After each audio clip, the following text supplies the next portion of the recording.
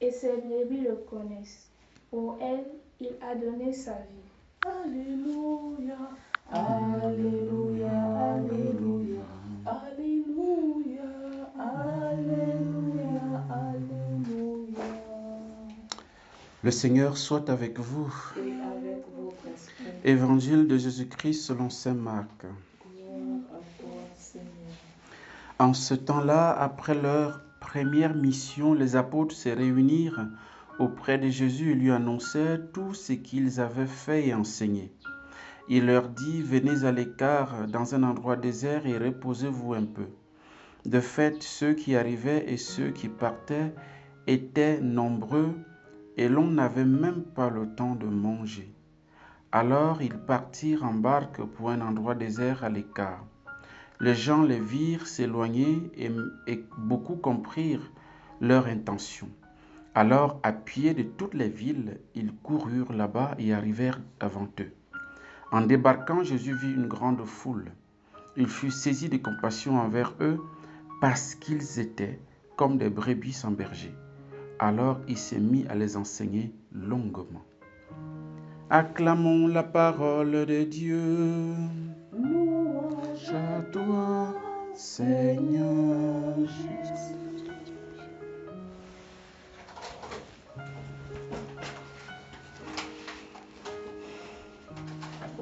Donc, il est question donc des bergers, des pasteurs, de ceux qui guident le troupeau de Dieu évidemment. Et l'épisode que l'évangile nous montre nous présente les apôtres qui reviennent de la première mission qu'ils ont faite, leur toute première mission. Si vous vous souvenez, il était question le Seigneur les a envoyés en mission en leur disant de ne pas aller chez les païens, de ne pas aller chez les samaritains, d'aller uniquement vers les bébés perdus d'Israël. C'est vrai que ça paraît bizarre, comme si le salut était réservé. Mais ce jour-là, je disais qu'en fait, c'était parce que non seulement c'était la première mission des apôtres, ils venaient, c'était leur première mise en pratique. Voilà, donc il ne faut pas les envoyer n'importe où. Vous les envoyez chez au moins, Jésus a souhaité les envoyer au moins chez ceux qui croient déjà en Dieu. Là, c'est un petit peu facile pour eux. C'était un premier test, donc il ne fallait pas que ce soit un échec total. S'ils allaient chez les païens, ça pouvait très mal se passer. Et je prends l'exemple en disant, on se souvient que une fois, ils étaient de passage, Jésus qui était de Galilée pour aller à Jérusalem, il est passé par un village samaritain, et il envoyait les gens pour demander le passage, ou bien l'hospitalité, un truc comme ça. Les gens ont refusé. Et Jean et Jacques, son frère, ont demandé à Jésus, si tu nous donnes la permission, on va faire descendre le feu sur eux. Donc, pour eux, parce qu'ils ont refusé Jésus, il faut finir avec eux. Donc, vous comprenez déjà que s'il fallait les envoyer évangéliser n'importe où, ça pouvait très mal se passer. Ils pouvaient même donner le coup de poing s'ils n'accueillaient pas Jésus. Donc, je dis non, allez juste chez les pères d'Israël, et puis on va voir. Ça, c'est la première raison, en fait, à mon avis. Et puis la deuxième, c'est surtout que le Saint-Esprit n'avait pas encore été donné.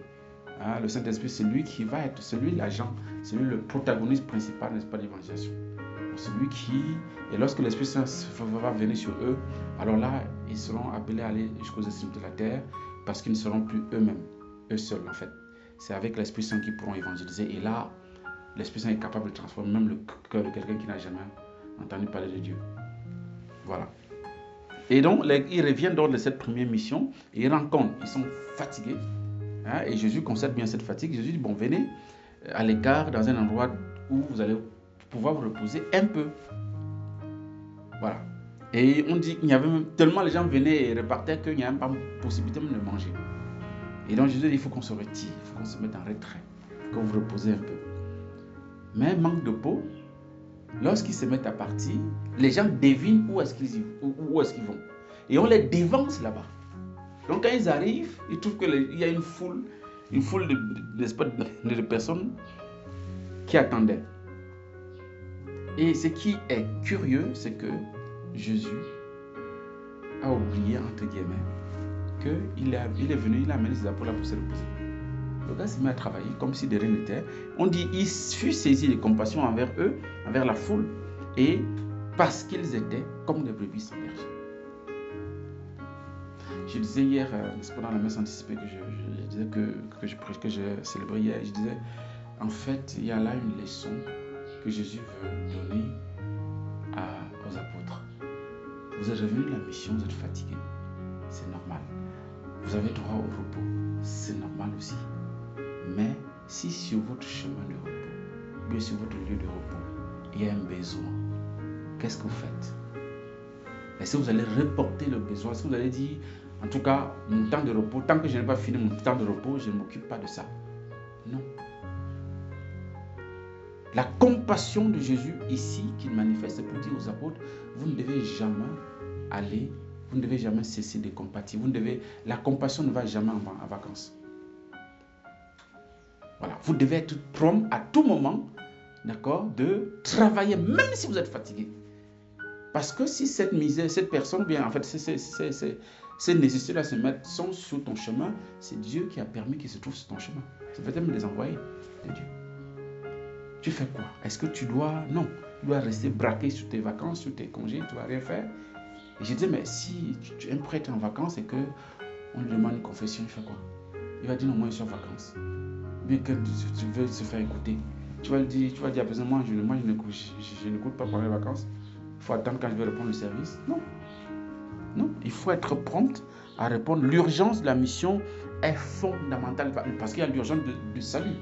C'est ça qui doit mouvoir un berger, un responsable, un homme de Dieu.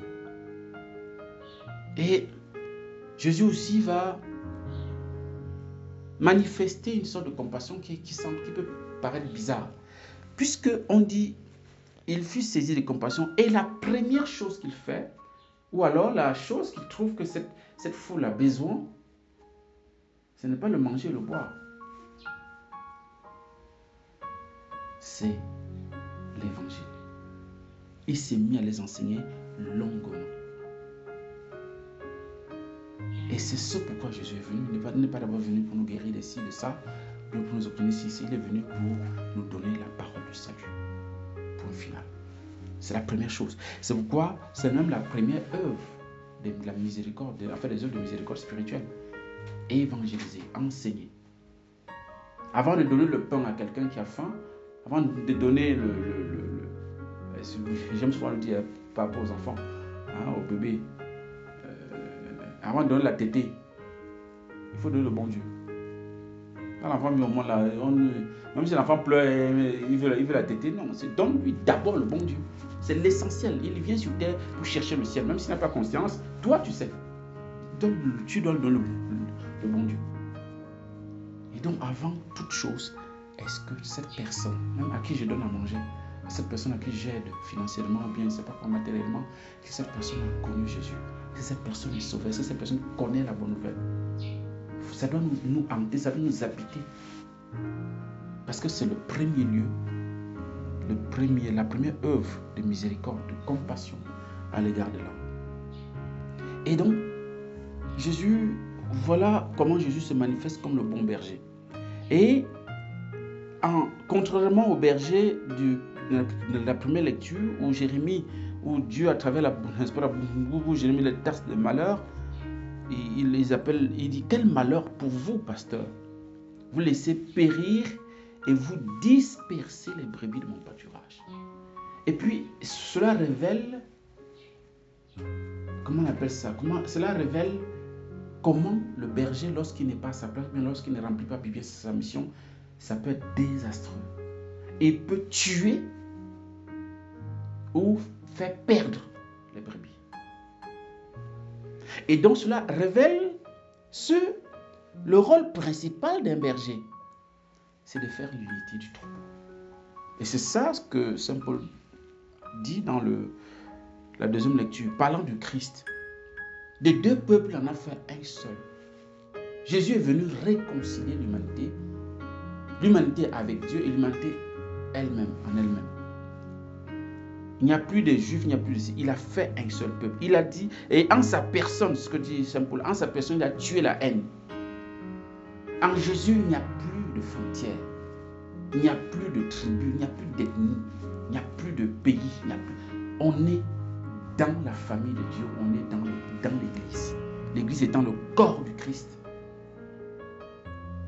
Et le pasteur doit être celui qui doit être soucieux de l'unité. Ça, c'est au niveau ecclésial, au niveau, voilà. Mais on a aussi, au niveau familial, on doit être celui qui doit, on doit être facteur d'unité. Même si on n'est peut-être pas la tête de la famille, mais à notre niveau, en tant que chrétien, nous devons œuvrer pour que l'unité s'efface. Souvenez-vous que c'est une chose qui a habité le cœur de Jésus. Hein. Et sa dernière prière dans Saint Jean 17, la deuxième partie, c'est sur l'unité. Seigneur, Père, qu'il soit un comme toi et moi, nous sommes un. Il a répété ça plusieurs fois. Donc, lorsqu'il y a la division, c'est, j'ai envie de dire quoi, c'est un scandale. C'est un scandale pour Dieu, c'est un scandale pour le chrétien, c'est un scandale, n'est-ce pas, pour ceux qui se disent appartenant au Christ. Donc, nous sommes appelés à être des vecteurs, des acteurs de l'unité. Et c'est la même chose comme artisans de paix. Hein. Heureux les artisans de paix, ils sont appelés fils de Dieu. Voilà. Celui qui est artisan de paix est celui qui est artisan en même temps de l'unité, de la justice. Donc, je crois que c'est la grâce que le Seigneur nous invite à demander aujourd'hui, à être que nous-mêmes nous sommes pasteurs plus ou moins à notre niveau, là où nous sommes, hein, et nous devons œuvrer pour que notre monde s'en trouve mieux. Pour s'en trouver mieux, il faut annoncer l'évangile. C'est la première chose à faire, donner le bon Dieu aux hommes, et puis œuvrer pour l'unité.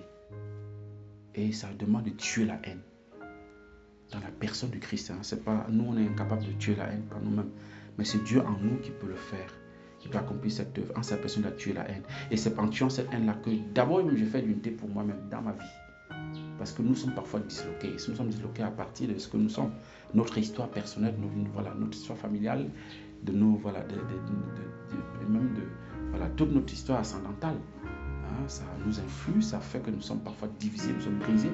Et le Christ est celui qui vient réunifier, qui vient unifier toutes choses. Donc demandons cette grâce d'unité pour nous-mêmes personnellement et pour notre famille, spécialement la vôtre, pour laquelle on prie, pour que le Seigneur puisse la visiter, la guérir, assainir vos fondements spirituels et généalogiques, que le Seigneur puisse unifier tout cela dans la puissance de son précieux sang. Amen.